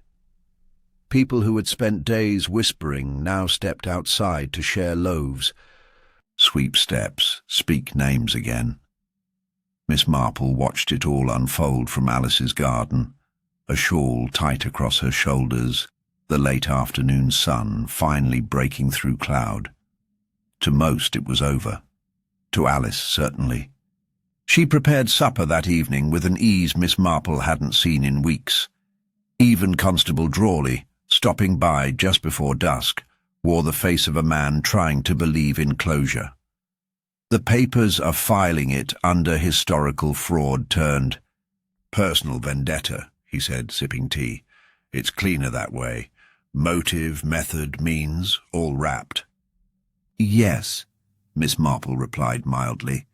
"Quite clean." Drawley blinked. "You don't sound convinced." She smiled, not unkindly. "When something is too tidy, Constable, it is often because someone has swept something under the rug." Frowned. "You think Arnold didn't act alone?" "I think Arnold was the blade," she said, "but not necessarily the hand that aimed it." Later that evening, after Drawley had left and Alice had gone to bed, Miss Marple sat again in the study and reviewed Lionel's notebook, this time with no expectation of finding answers, only patterns. She flipped back to the final list of names, to the lines he had drawn between initials and land parcels, false witnesses and fraudulent leases. Her eyes paused on one that had been crossed out. Only partially. AP, Initials she'd assumed had belonged to Alice Pendry, the innkeeper, but the ledger didn't list Pendry's name anywhere. And Lionel had always been precise. If he wrote AP, he had meant someone else. She flipped to the back of the book where he'd left small, fragmentary observations, and there, between scattered phrases, one caught her breath. Archive sign-in log, April 17th, AP present at 10:12 a.m. Claimed to be correcting a misfiling, no authorization. April 17th. The same day Lucy Harrow's name had been incorrectly entered into the archive's record, the same day Lionel's sealed documents had first gone missing. But Alice Pendry had been under suspicion. She'd confessed to her involvement. And yet, she had no access to the archive. Miss Marple stood abruptly, took her coat, and left the house without a word. The sky had darkened again, stars just beginning to pierce the pale velvet of dusk. She walked not to the inn nor to the station, but back to the vicarage, her own cousin's home. The front light was still on, a soft glow in the hall. Alice opened the door before Miss Marple even knocked. "You've been thinking," Alice said quietly. "As have you," Miss Marple replied. "Shall we sit?" They returned to the drawing room, the very same place where this had all begun. Miss Marple did not sit at first. She walked to the bookcase and touched the spine of the parish registry, a dusty volume rarely opened. "You were always a great help to Lionel," she said, her voice almost wistful. "More than anyone realized. Do you remember the day you brought him tea in the archive room?" Alice was quiet. Miss Marple turned to face her. "You knew Arnold was coming." Still no reply. "I saw your signature in the archive guest book. You signed in as A. Pendry. You told the clerk it was a mistake. But it wasn't. It was deliberate. You knew the log was how Lionel tracked movement. You wanted to plant confusion, to reroute suspicion." Alice's eyes were distant now. "He was going to expose everything," she said, not angrily, not with regret. "Not just the land, not just Arnold. He was going to ruin our family's name, bring back things buried long before I was born. You know what Hollis Mead does with scandal, Jane. It curdles. It never fades. So you aligned yourself with Arnold," Miss Marple said gently. "You offered him names, gave him insight, smoothed his entry." "No," Alice said sharply. "I didn't protect him. I used him, just as he used the others. He would have done it anyway, but I steered him. I made sure he acted on certain days, in certain ways. The scarf, the notebook. It was me. He had the rage. I had the patience." "You used Lionel," Miss Marple said, her voice low. "You let him believe he was unravelling a conspiracy." "Let him get close. All the while knowing you'd given Arnold the time to strike." Alice nodded once, as if the admission no longer had the power to wound. "I didn't expect Fielding to die," she added. "That was Arnold. Unplanned. Brutal. But it gave me an end." Miss Marple said nothing for a long while. Then finally, "You knew I would see the pattern." "I hoped you wouldn't," Alice said. "I hoped you'd leave before it came full circle." Miss Marple sat then, her breath slower now, eyes soft. "Why now?" she asked.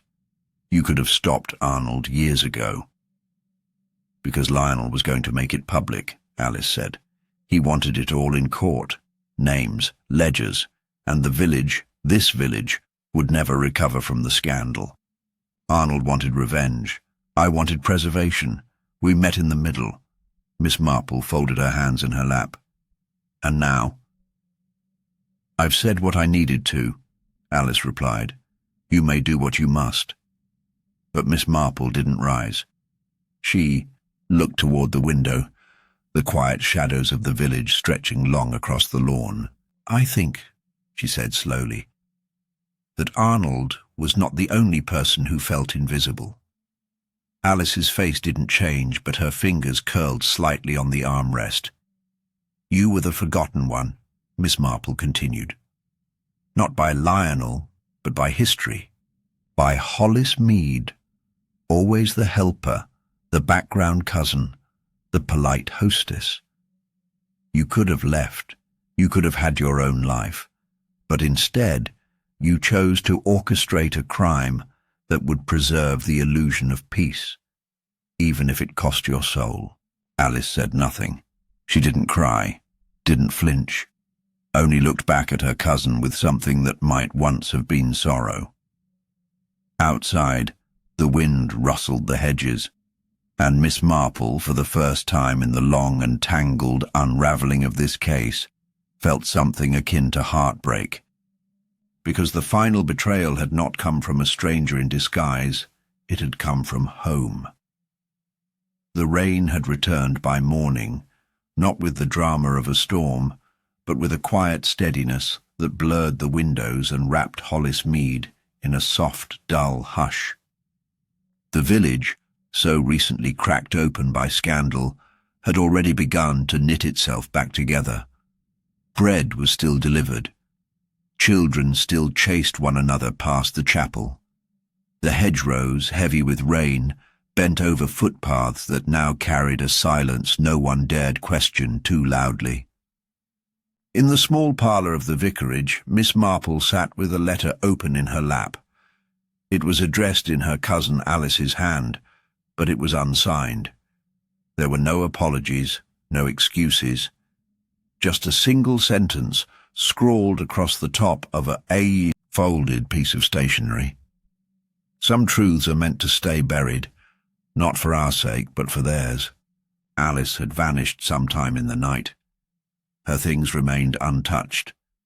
Her coat still hung by the door, but she was gone. No one had seen her leave, not even the paper boy who claimed to know every door on the lane. Drawley had sent word to nearby towns, but Miss Marple knew better than to believe she'd be found in any register or carriage log. Alice had grown up in Hollis Mead. She knew how to disappear quietly, just like Arnold had. When Drawley arrived later that morning, he was hesitant. He stood by the kitchen fireplace, rain still dripping from the hem of his sleeves. "I thought we'd had our ending," he said. "So did I," Miss Marple replied, folding the letter and placing it on the side table. "But real endings are rarely neat." He hesitated before asking, "Do you want me to issue a warrant?" "She's gone," Miss Marple said, "and she's not coming back." Drawley looked down. "It's not justice." "No," she agreed, "it's not. But it is the truth." He shifted, clearly unsettled. "If I may ask, how did you know?" She didn't hesitate. "It was small things. They always are." She stood and crossed the room to the shelf by the fireplace. When Lionel was found, his tea had not been stirred. We assumed that was an oversight, or perhaps the killer didn't know his habits. But Lionel had only ever allowed one person to prepare his tea precisely to his taste. She paused. "Alice." Drawley frowned. "That doesn't prove—" "No, but the handwriting in the archive logbook did. The false AP entry, not Pendry's script, too refined. And the guest book at the history symposium Lionel had attended the month before his death. Alice had signed on his behalf. I compared the signatures. Drawley stared. She was helping Arnold? She believed she was protecting the village, Miss Marple said softly. In her mind, preserving the peace was worth everything, and perhaps she thought she could control Arnold. But such people don't stop. They exploit loyalty. And in the end she realized that too late. Drawley sank into the chair beside the fire. "You should have told me sooner." "I needed proof," she said, "and I needed her to speak. She did. Not to the court, but to me." He looked at her, the tension in his jaw finally easing. "Do you think she'll resurface?" "I think," Miss Marple said, "she'll find a place where no one knows her name.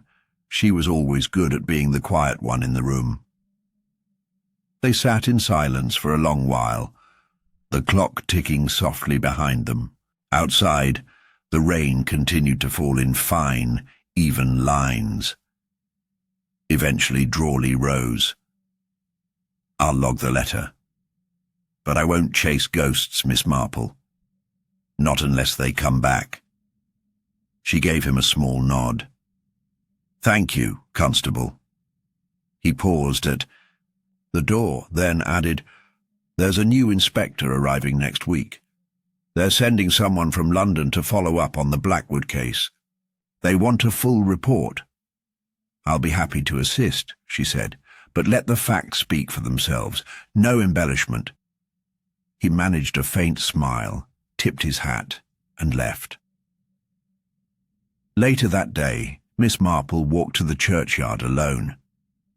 The path was slick with mud, the sky grey and heavy. She paused by Lionel Blackwood's grave, a simple stone newly set into the earth. The inscription had not yet been carved in, just a small brass plate with his name. She knelt briefly, placing a single sprig of rosemary beside the marker. "You never stopped trying to fix what others had already broken," she whispered, "and in the end, that was your undoing. But I hope it brings you some peace, knowing the truth did find its way out, even if justice limped after it." She stood and walked the path back home, not hurried, not lost in thought, but present. Each footstep a quiet echo of the truth that had unfolded, one step at a time. In the weeks that followed, the village returned to its rhythm. Mrs. Pendry left the inn and moved to stay with relatives in Somerset. Lucy Harrow, now quietly exonerated, began teaching part-time at the school, and the vicar's sermons, once burdened with unspoken tension, regained their quiet meander. But occasionally, at dusk, when the wind brushed the hedgerows in a certain way and the bells of the chapel rang faintly in the mist, villagers still spoke of the silence that had hung over Hollis Mead. They remembered how the truth had crept through its lanes, not with thunder, but with the soft tread of someone who always watched. And in her parlour, Miss Marple would sit, quietly with her knitting, eyes sometimes distant, ears always listening. Because she knew. Sometimes justice came wrapped in law and confession, and sometimes it slipped out the back door wearing the face of someone you once called family. The morning light crept across the fields of Hollis Mead with a kind of deliberate slowness, as if the village itself wasn't quite ready to wake. Fog still clung to the low-lying hedgerows and drifted in soft coils through the churchyard. Miss Marple stood at her window, a teacup cooling in her hand, and watched as the mist curled around the worn headstones. Somewhere nearby, the bell struck 8. The same bell that had been silent on the night Lionel Blackwood died, as if it, too, had chosen to sleep through a moment it could not bear witness to. Things had returned more or less to how they'd always been. The rhythm of village life never stopped for long, but it never forgot either. There were still whispers, of course, about Arnold Blackwood, about Alice's disappearance, about how close things had come to being buried for good. The postmaster spoke less now, and the vicar more carefully. Even Constable Drawley, now quietly regarded as something of a hero, walked with a touch more caution than before. as if he'd realized the village he thought he knew had corners darker than he'd ever imagined. Miss Marple, meanwhile, had returned to her garden. She took her walks, she mended hems, she kept her ear tuned to the subtleties in tone that betrayed more than words ever could. But in the quiet moments, when the fire burned low and the teacup sat untouched, her thoughts returned not to the murders, nor even to the deception, but to a single detail, a small thing. A line in Lionel's journal that had never been explained, never followed up, never quite matched the rest. It had been written in the margin of one of the earlier pages, almost absent-mindedly, as though Lionel had meant to return to it later. See W.H. Ree second ledger, delivered but never opened. There had been no second ledger recovered from Lionel's home. Only one had ever been accounted for. She had checked with the solicitor herself. The second ledger, if it existed, had vanished. That might have meant nothing. Perhaps Lionel had been mistaken, or perhaps Arnold had found it first and destroyed it. But Lionel's habits were meticulous. He did not confuse deliveries. And the initials W.H. stood out now. She had assumed it meant William Harrow, Lucy's late father. But William had died years ago, and Lionel had written this note barely a month before his death. So who was W.H.? Later that week, Miss Marple made the short walk to the archive, claiming a desire to cross-check the parish's charitable bequests. Mr. Fowler had been replaced by a young man named Thomas Deering, new to the job, eager to please, but already overwhelmed by the endless paper and dust. He was polite, helpful, and entirely forgettable, except for one thing. "Would you happen to know," she asked, "whether any ledgers were delivered here last spring?" "Specifically by Lionel Blackwood?" He blinked. "Oh, yes. I remember there being some discussion about that. I only just started at the time.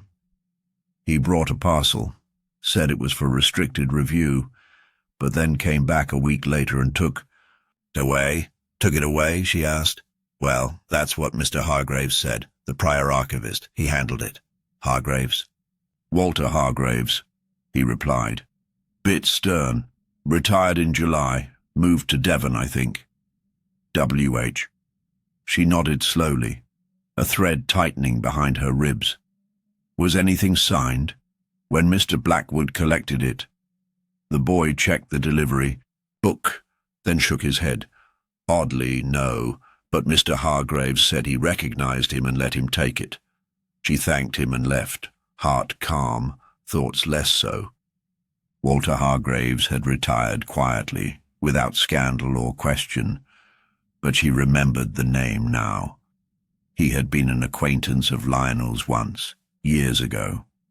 They had fallen out over a disputed record regarding the Sharman holdings. Hargraves had argued the family's land claims had been resolved legally. Lionel had insisted otherwise. So when Lionel submitted a ledger for restricted review, he had likely believed it was safe. But Hargraves, still stinging from that old argument, might not have been so impartial. If Arnold Blackwood had come to him, not Lionel, armed with a convincing forgery, a lie, a name, he might have handed it over without question. If so, then Arnold had not been acting alone out of desperation. He'd had help from someone respectable, someone invisible. Miss Marple returned to the vicarage that evening with her shawl pulled tight. She sat at her desk and retrieved a letter she'd begun the week before, then set it aside. Instead, she opened a fresh page. To Inspector Bramley, London Division.Re. Remaining questions concerning the Blackwood case and the disappearance of a second ledger previously logged for restricted review. I have reason to believe an additional accomplice may have operated under the guise of official capacity, enabling the falsification and retrieval of key documents prior to Mr. Blackwood's death. She wrote until the fire grew low, until the words stopped sounding like theory and began to sound like truth, and even then, she wasn't sure the end had come, because mystery never truly ends. It steps back into shadow. It waits. Somewhere in Devon, perhaps in a small cottage by the sea, Walter Hargraves was walking each morning to the local grocer, smiling politely, giving exact change. He had retired, after all. He had earned his peace. But Miss Marple knew better than to believe. Peace was earned with silence, and she would follow that thread, quietly, steadily, without spectacle, until it led her where it must. The bell in Hollis Mead rang out once more that night, steady, certain. And in a small room by a glowing hearth, the detective kept listening. Because one unanswered question always leads to another. And she, above all, knew the shape of silence when it tried to speak.